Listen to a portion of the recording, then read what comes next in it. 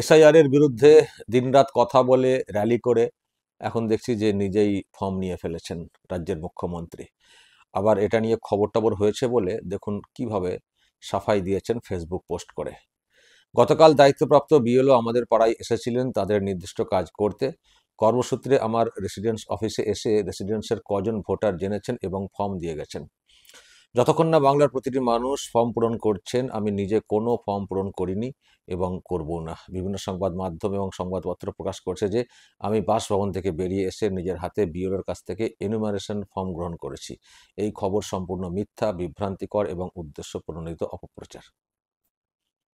কি জানি উনি কি করেছেন, কিভাবে নিয়েছেন সেটাও জানি না, কিন্তু ফর্ম যে গেছে ওনার বাড়িতে সেটুকু পরিষ্কার। তো সেটাকে তো রিফিউজ করতে পারতেন, ফর্ম পূরণ করবো না সেটা তো অন্য বিষয়। নিয়েছেন তো, অফিসে তো গেছে, বাড়িতে তো গেছে, তার মানে আপনি তো মানে ফর্ম নিয়েছেন, এটুকু তো পরিষ্কার, বা নেওয়া হয়েছে আপনার বাড়িতে। এবং এবং শুধু ইনি না, আমি দেখছিলাম দর্শক যে চন্দ্রিমা ভট্টাচার্য উনিও দেখছি ফর্ম নিয়ে ছবি দিয়েছেন। মদন মিত্র তাকেও দেখছি ফর্ম নিয়েছেন। তার মানে টিএমসি নেতা নেত্রীরা সব এনুমারেশন ফর্ম নিতে শুরু করেছেন। মানে এদিকে বলছেন এসআইআর কেন অমক তমক, হ্যাঁ, এদিকে নিজেরাই তাড়াতাড়ি ফর্ম নিয়ে ফিল আপ করতে শুরু করে দিয়েছেন। মুখ্যমন্ত্রী বলছেন আমি এখন করিনি, সবাই করলে তবে করব। ঠিক আছে, দেখা যাক আপনি কবে করেন। আর আপনি এটা বলুন না যে আমি করবই না, দেখি আমার নামটা কিভাবে মানে কেটে বাদ দেওয়া হয়। বা এটাও আমরা দেখব, সবার বলেছেন না বাংলার প্রতিটি মানুষ ফর্ম পূরণ যখন করবেন তখন উনি করবেন। তো ঠিক আছে, তাহলে অ্যাটলিস্ট ডকুমেন্ট যখন যখন ওই হবে আর কি, ড্রাফট লিস্টের পরে, ড্রাফট লিস্টে সবার নাম উঠবে না, তাহলে আপনার অন্তত ড্রাফট লিস্ট প্রকাশের আগে ফর্ম ফিল আপ করা উচিত না? উচিত না তো সেটা দেখব উনি ড্রাফট লিস্ট প্রকাশের আগে ফর্ম ফিল আপ করছেন কিনা। কারণ তারপরে কিন্তু অনেকে ডকুমেন্ট জমা দেওয়ার ব্যাপারটা থাকবে। তো তো দেখবো উনি কত ফুটানি দেখান। চুপচাপ বসে থাকুন না, ফর্ম ফিল আপ করতে হবে না, দেখবো তারপরে কমিশন কি করে এবং আপনি কি করেন। আপনি কি করেন? শুধু লোককে ফুটানি, ভুল বোঝানো। দর্শক, এই হচ্ছে রাজ্যের মুখ্যমন্ত্রীর অবস্থা। এসআইআর নিয়ে এখনো মানুষকে ভুল বোঝাচ্ছেন, নিজে কিন্তু ফর্মটা তুলে নিয়েছেন, বাড়িতে নিয়ে চলে এসছেন। বুঝতে পারছেন?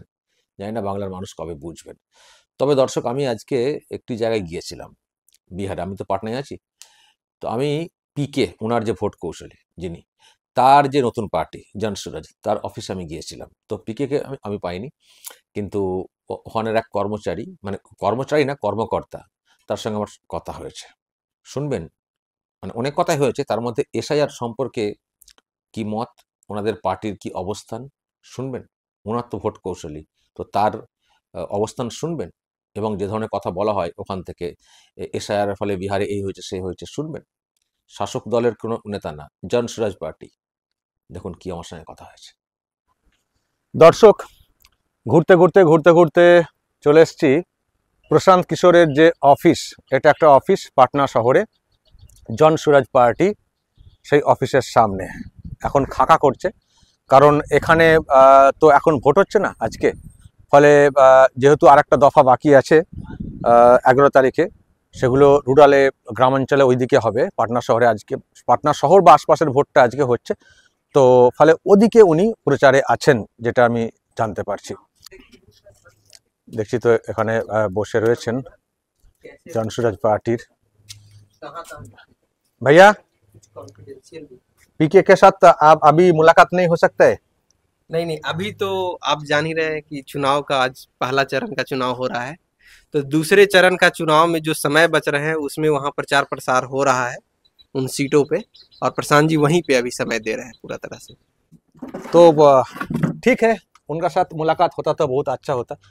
तो आप ही बोलिए, आप तो कार्यकर्ता है ना? जी जी, प्रशांत जी के साथ जब से ये बिहार में शुरू हुआ ये अभियान 2 मई 2022 से, इसका जो नींव रखा गया है वो आज से 3 वर्ष पहले 2 मई 2022 को प्रशांत जी घोषणा किए कि हम राज्यव्यापी पदयात्रा शुरू करेंगे, और उसी समय से मैं उनसे जुड़ गया, और जितने भी यात्राएं हुई है प्रशांत जी की अभी तक मैं साथ रहा हूँ। और अभी क्योंकि वोट था तो मैं अभी पटना में आज वोट के लिए रुका हूँ। तो आप बोलिए, आपका पार्टी का क्या देख रहे हैं, पल्स क्या है? पल्स ये है कि एक नया उम्मीद और आशा की किरण बन के प्रशांत आए हैं जरूर। लेकिन जो ओपिनियन पोल निकला है, वहाँ में जो बोल रहे हैं कि इतना अच्छा रिजल्ट नहीं होगा, 5, 6, 7 सीट आ सकते देखिए, हैं। बिहार जैसे राज्य में जहाँ पॉलिटिकल डोमिनेंस वाला राज्य हो, जातियों में जकड़ा हुआ राज्य हो, वहां पे इतना बड़ा असर कर देना राजनीति में, यही बड़ी बात है। जो मैं जानता हूँ, यहाँ पे कई ऐसी पार्टियां बनी, बिहार में बहुत सारी पार्टियां हैं बनी और किसी न किसी में जाके मर्ज हो गई। या फिर मैं ये भी बताता हूँ कि कितनी ऐसी पार्टियां हैं जिनको एक चुना हुआ क्षेत्र पे ही लड़ने की ताकत और शक्ति है उनमें। मांझी जी की पार्टी है, कुशवाहा जी की पार्टी है, क्या वो पूरे बिहार लड़ सकते हैं? नहीं लड़ सकते। एक क्षेत्र गया में ही लड़ सकते हैं, लेकिन पूरे बिहार में वर्चस्व कायम कर देना, यही जनसुराज की सफलता मानता हूँ। ना ओपिनियन पोल जो बोलता है कि इतना अच्छा रिजल्ट नहीं ओपिनियन होगा, पोल तो देखिए क्या है ना, 5 से जो 7 ट्रैक रिकॉर्ड करते आ रहे हैं, जो लोग देखे हैं, कोई जब नई चीज होती है तो लोगों को अंदाजा ही नहीं मिलता कि आखिर क्या बोले। तो ओपिनियन पोल अपने अपने तरफ से दिखा रहे हैं, लेकिन वो रिजल्ट के बाद जब एक स्टैब्लिश वोट बैंक हमारा नहीं है, जैसे हमारा अगर पिछले 20 सालों से चुनाव लड़ रहे होते तो बहुत आसानी से लोग बता देते कि पिछला बार इनको 20% वोट आया था, इस बार 21 आएगा, 22 आएगा। लेकिन हमारा तो कोई ट्रैक रिकॉर्ड नहीं है, तो इस वजह से लोग अंदाज ही नहीं लगा पा रहे हैं।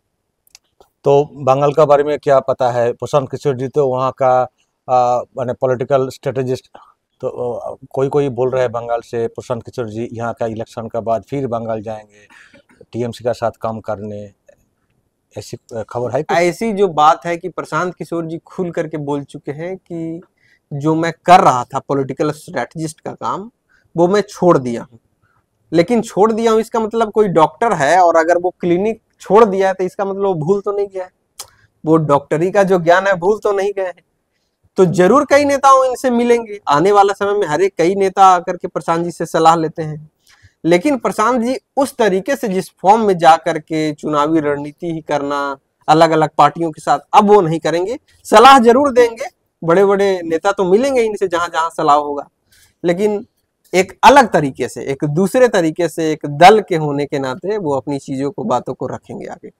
अच्छा, आप एक बात बताइए तो, एसआईआर जो यह हुआ है, एसआईआर अच्छा चीज है कि बुरा चीज है? एसआईआर अगर गलत तरीके से, गलत मंशा से ना किया जाए तो अच्छा चीज है।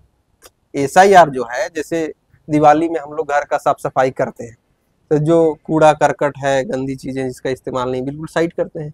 एसआईआर मतलब क्या हुआ कि जो वोटर हैं उनमें एक शुद्धता आनी चाहिए, कि जो कई ऐसे लोग होते हैं जिनकी मृत्यु हो गई लेकिन उनका फिर भी वोटिंग में है, तो उनको कटना चाहिए। कोई व्यक्ति अगर 2 जगह, आज आप यहाँ पे हैं और कल आप चले गए कोलकाता या फिर मुंबई में घर बना लिए, वहां हो गए, तो एक जगह कहीं कटना चाहिए। तो एसआईआर तो अच्छा चीज है, लेकिन अगर इसको गलत इंटेंशन से किया जाए कि किसी एक खास वर्ग को नाम काट दिया जाए, या जो हमारे वोटर नहीं है उनको नाम काट दिया जाए किसी तरीके से, वो गलत भी है। ऐसी हुआ इधर? इतनी बड़ा मुद्दा नहीं है एसआईआर, जो ऑलरेडी कुछ पार्टियों ने करने का प्रयास किया, लेकिन सामान्य कोई कोई चीजें जब मुद्दा कोई तब बनती है जब जनता के बीच में उसका पकड़ और प्रभाव शुरू होता है। मुझे जो लग रहा है कि बिहार में इतनी, मतलब क्योंकि इतना आप समझ लीजिए कि वोटिंग सबका राइट है, अगर बहुत बड़े लेवल पे काटा गया होता वोट तो बहुत बड़ी हंगामा भी होती। ऐसी नहीं तो हुआ? ऐसा उतना प्रभाव इसका नहीं है। कुछ क्षेत्रों में हुआ है, सीमांचल वगैरह में कई लोगों का नाम कटा है, वो लोग भी लेकिन बंगाल में तो 4 तारीख से अभी स्टार्ट हुआ एसआईआर, तो वहाँ तो टीएमसी पार्टी का लोग जो है ना, वो बोलते हैं कि सुसाइड बहुत हो रहा है आतंक से। एसआईआर मींस एसआईआर करवाने के पीछे भाजपा की ये भी रणनीति है कि जो हमारे, आप मानते हैं एसआईआर और एनआरसी सेम है? बिल्कुल गलत। एसआईआर के पीछे एनआरसी है, आप मानते हैं?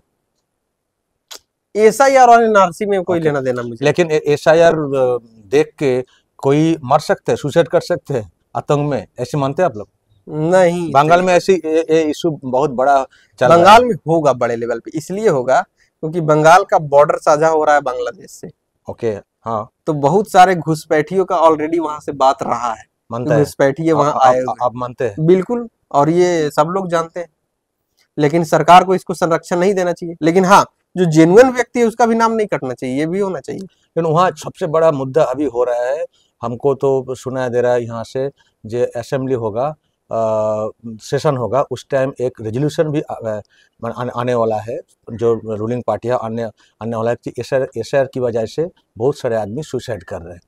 हम आपका ओपिनियन ले रहा है, ऐसे हो सकते हैं? हम नहीं मानते नहीं, आपका ओपिनियन नहीं, एक पार्टी कर्मकर्ता हो, नहीं हो सकता है। ये सर ऐसी चीज है जो आतंक से कोई मर जाएगा, सुसाइड कर जाएगा। जैसे अगर लोकतंत्र में अधिकार है लोगों को अपनी बातों को रखने का, अगर ये बड़े लेवल पे हो रहा है तो कई सारे तरीके हैं, धरना प्रदर्शन है, सरकार के खिलाफ एकजुटता है ना, आक्रोश दिखाना है, लोकतंत्र में बहुत सारे तरीके। लेकिन सुसाइड कर लेना क्या तरीका है क्या?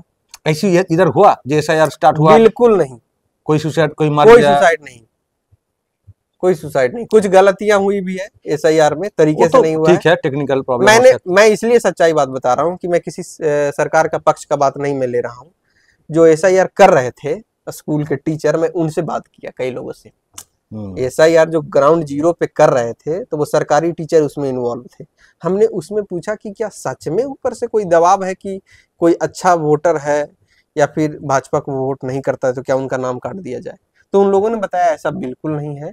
हाँ, इसका कराने का मकसद ये है कि इस गांव में 500 वोटर थे और अगर कोई नए नौजवान 20 वोटर बने हैं तो वो उन 20 का नाम उसमें जुड़े, और अगर किसी का मृत्यु हुआ है तो उनका नाम कटे, या फिर इस गांव से कोई दिल्ली बस गया है और दोनों जगह का वोटर आईडी बना लिया है तो कहीं एक जगह रहे, एक जगह कट जाए। लेकिन आप मानते हैं जो ओवरऑल एसआईआर ठीक ठाक ही हुआ? ठीक ठाक ही है। एसआईआर बिल्कुल गलत नहीं है, होना चाहिए, गलत मंशा से नहीं होना चाहिए। यहाँ एसआईआर ठीक ठाक हुआ, ये मानते हैं? ठीक ठाक हुआ। आपका नाम सर? मेरा नाम दीपक ठाकुर हुआ। बहुत अच्छा। दर्शक শুনলেন, আমি জনসুরাজ পার্টি অর্থাৎ প্রশান্ত কিশোরের পার্টি তার এক কর্মকর্তার সঙ্গে কথা বললাম, এবং দেখছেন প্রশান্ত কিশোরের নানান সব মানে কর্মসূচি যেগুলো হয়েছিল তার সব ছবি এখানে রয়েছে। মানে একটা বিরাট র্যালি শুরু করেছিলেন না, ওটা রাজ্য জুড়ে অনেক আগে থেকেই উনি শুরু করেছিলেন, মানে বাংলাতে ভোটের পর থেকেই কার্যত বলা যায়। তো একটা কথা পরিষ্কার হলো যে এসআইআর সম্পর্কে পিকের পার্টির একটা মনোভাব যেটা, যেভাবে বলা হচ্ছে না বাংলাতে ওরকম বিষয়টা না, আর সুসাইড করার মতো বিষয়টা না। তাহলে যেখানে প্রথমবার এসআইআর হলো এই দফাতে, সেখানে যদি এসআইআরকে এইভাবে নেওয়া হয় তাহলে বাংলাতে কেন এইরকম হচ্ছে? প্রশান্ত কিশোর ভোট কৌশলী তৃণমূল কংগ্রেসে, তার দলের লোকের যদি এইরকম মনোভাব হয় তাহলে কেন এটাকে এত বড় ইস্যু করা হচ্ছে বাংলাতে? এটাও তো প্রশ্নের না, এটাও তো প্রশ্নের, এবং এর কতটা ভিত্তি রয়েছে সেটাও তো একটা প্রশ্নের, তাই না? তো যাই হোক দর্শক, সবাই ঠিক আছি আমরা, মানে সবাই ঠিক আছেন, দেশের অন্য প্রান্তের মানুষ। ওই একটা দল বাংলাতে তারাই সবকিছুকে গুলিয়ে দেওয়ার চেষ্টা করছে, যা তা করছে। আরামবাগ টিভি যেটা কর্তব্য, দায়িত্ব, যেটা মনে করে যে এগুলো সামনে আনা উচিত, তো সেই জন্য অন্য কারো কথা না, বিজেপির পার্টির কথা না, বা জেডিইউ পার্টির কথা না, যাদের সঙ্গে লড়াই হচ্ছে, মানে ওই পার্টিগুলো যাদের সঙ্গে লড়ছে, পিকের পার্টি বিশেষ করে, তাদের লোকের কথা আপনাদেরকে শোনালাম। যদি এরপরও বিশ্বাস না হয় তাহলে আর কিছু করার নেই। এসআইআর জরুরি, ঠিক মতো করে করা উচিত। এইভাবে চাপ যেটা তৈরি করা হচ্ছে এটা একেবারেই যে কাম্য না, সবাই বলছেন, একমাত্র টিএমসি ছাড়া। দর্শক বলবেন আপনারা যা বলার এই নিয়ে, অবশ্যই বলবেন কমেন্ট বক্সে, নজর রাখবেন আরামবাগ টিভিতে।